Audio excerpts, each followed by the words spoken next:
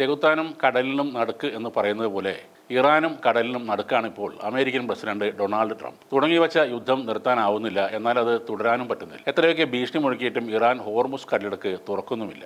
അതേപോലെ ഇറാനിൽ ബോംബ് വർഷം നടത്തിയിട്ടും ഇറാൻ അടുത്തുള്ള ഗൾഫ് രാജ്യങ്ങളെ ആക്രമിച്ചുകൊണ്ടേയിരിക്കുകയാണ്. തങ്ങൾക്ക് സംരക്ഷണം നൽകാൻ വേണ്ടി സ്ഥാപിച്ച അമേരിക്കൻ സൈനിക താവളങ്ങൾക്ക് സുരക്ഷ ഒരുക്കി നൽകേണ്ട അവസ്ഥയിലാണ് ഇപ്പോൾ ഗൾഫ് രാജ്യങ്ങൾ. എണ്ണവില ദിനം പ്രതി കുതിച്ചു കയറുകയാണ്. ബാരലിന് $106 ആയിരിക്കും. സമ്പദ് വ്യവസ്ഥ വൻ പ്രതിസന്ധിയിലേക്കാണ് പോകുന്നത്. അമേരിക്കയിലാണെങ്കിൽ യുദ്ധവിരുദ്ധ വികാരം ആളിപ്പടരുകയാണ്. സ്വന്തം പാർട്ടിക്കാരടക്കം ട്രംപിനെ തള്ളിപ്പറയുകയാണ്. യുദ്ധക്കെടുതി ഇവിടെ നമ്മുടെ കേരളത്തിലും ബാധിച്ചു തുടങ്ങി. പാചകവാതക സിലിണ്ടറുകൾ ഇല്ലാത്തതുകൊണ്ട് നിരവധി ഹോട്ടലുകളാണ് അടച്ചുപൂട്ടുന്നത്. ശരിക്കും ഇസ്രായേൽ തുടങ്ങിവെച്ച ഒരു യുദ്ധമാണിത്. അമേരിക്ക ഇറാനുമായി ഒരു കരാർ ഉണ്ടാക്കാനുള്ള ചർച്ചകൾ നടക്കുമ്പോഴാണ് പെട്ടെന്ന് ഇസ്രായേൽ കയറി ഇറാനിൽ ആക്രമണം നടത്തുന്നത്. അതിന് കൂടിയ അമേരിക്കയാണ് പെട്ടുപോയത്. നെതന്യാഹു ഇപ്പോൾ ലെബനോൺ വരെ പിടിക്കാനുള്ള നീക്കത്തിലാണ്. ഇറാനെ 100% തകർത്തെന്നും വിളിച്ചു പറയുന്ന ട്രംപ് പിറ്റേ ദിവസം പറയുന്ന യൂറോപ്യൻ രാജ്യങ്ങൾ ഹോർമുസിൽ വന്ന് സഹായിക്കണമെന്നാണ്. അതിന് തയ്യാറല്ലെന്ന് അവർ പറഞ്ഞതോടെ ഒറ്റയ്ക്ക് ഞങ്ങൾ എല്ലാം ചെയ്യുമെന്ന് വീണ്ടും വീമ്പ് പറയുകയാണ് ഡൊണാൾഡ് ട്രംപ്. ഇപ്പോൾ അമേരിക്കയിലെ വോട്ടർമാരിൽ 39% പേരും ഇസ്രയേലിനെ എതിർക്കുന്നവരായി ഒരു സർവേ ഫലം പുറത്തു വന്നിട്ടുണ്ട്. 32% പേരാണ് ഇസ്രയേലിനെ അനുകൂലിക്കുന്നത്.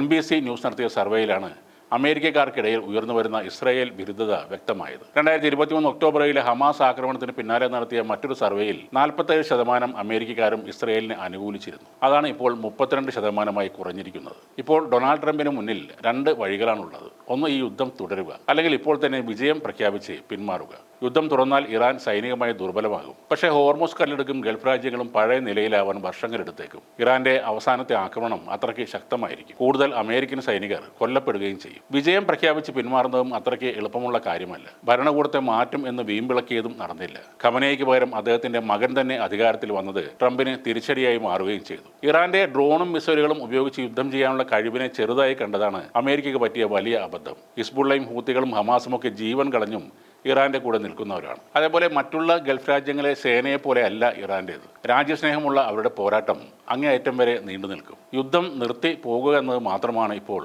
അമേരിക്കൻ പ്രസിഡന്റ് ഡൊണാൾഡ് ട്രംപിന്റെ മുന്നിലുള്ള ഏക പോംവഴി. അമേരിക്കയുടെ സ്റ്റേറ്റ് സെക്രട്ടറി മാർക്കോ റൂബിയോ തന്നെ പറയുന്ന ഒരു കാര്യമാണ് ഇസ്രായേൽ തുടങ്ങിവെച്ച ഈ യുദ്ധത്തിൽ അമേരിക്ക പോയി തലയിട്ടു എന്നത്.